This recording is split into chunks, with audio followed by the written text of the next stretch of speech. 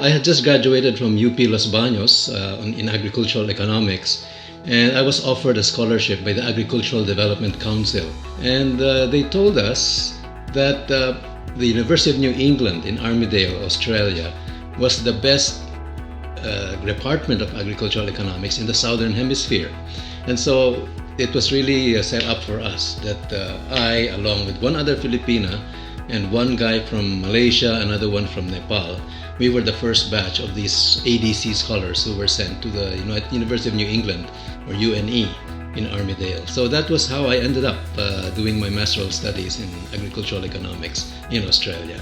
Well, as an economist, really, my foundation was in agricultural economics, and it was further developed in the University of New England. Indeed, I found out that it was a very excellent institution to be studying agricultural economics in.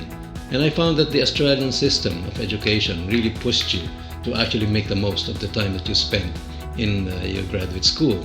So henceforth, of course, I have been very much well-founded in my studies in agricultural economics in UNE, especially in the kind of policy work I did later. When I came back and really started my career as an economist now, I found myself being called upon by the Department of Agriculture for policy advice.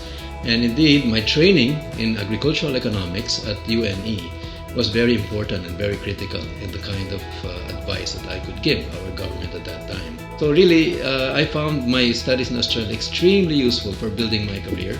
And of course, to this date, where I continue to be advising our government on agricultural policy, among other things, I believe that my foundation in the University of New England in Australia was very, very much instrumental to what I'm able to do today.